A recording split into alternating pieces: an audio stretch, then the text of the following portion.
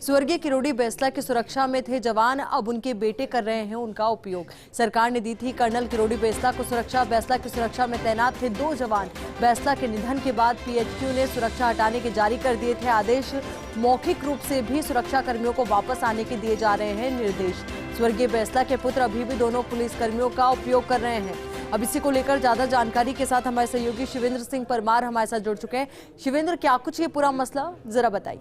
देखिए, मसला ये है आयुषी कि जो कर्नल किरोड़ी सिंह बैसला थे, बड़े गुर्जर नेता थे, उनको सरकार ने सुरक्षा प्रदान की हुई थी। राजस्थान पुलिस के 2 पुलिसकर्मी हमेशा उनके साथ उनकी सुरक्षा में रहते थे, लेकिन जब उनका देहांत हुआ तो उसके बाद पुलिस मुख्यालय ने वो जो सिक्योरिटी कर्नल बैसला को मिली हुई थी उसको विड्रॉ कर लिया। बाकायदा उसके ऑर्डर जारी हुए कि कर्नल बैसला की जो सुरक्षा थी उसको वापस लिया जाता है। लेकिन अभी भी जो दोनों पुलिसकर्मी कर्नल बैसला की सुरक्षा में तैनात थे, उनको एक तरह से ये कह सकते हैं कि रिलीव नहीं किया है उनके बेटे विजय बैसला ने। अभी भी जो विजय बैसला हैं, वो दोनों पुलिसकर्मियों का जो सुरक्षा मिली हुई थी स्वर्गीय किरोड़ी बैसला की, उनका उपयोग कर रहे हैं। जहां भी उनका मूवमेंट हो रहा है विजय बैसला का, वहां उन दोनों सुरक्षा कर्मियों को लेकर साथ चल रहे हैं।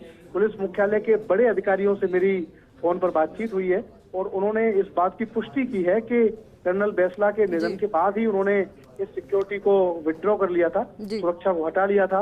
मौखिक तौर पर भी वो जो दोनों पुलिसकर्मी हैं उनको कहा गया है कि अब वो वापस आ जाएं, अब वो सुरक्षा में नहीं रहे। लेकिन बावजूद इसके, क्योंकि कर्नल विजय बैसला उनका प्रयोग कर रहे हैं, उनका उपयोग कर रहे हैं, अभी तक उनको आईओसी रिलीव नहीं किया गया है। लेकिन अब क्योंकि ये खबर हमने ब्रेक की है और ये मामला बड़ा भी है, क्योंकि अगर सुरक्षा मिली हुई थी उनके स्वर्गीय पिताजी को, तो उनके जो पुत्र हैं वो योग्य नहीं है कि वो उस सुरक्षा का उपयोग करें।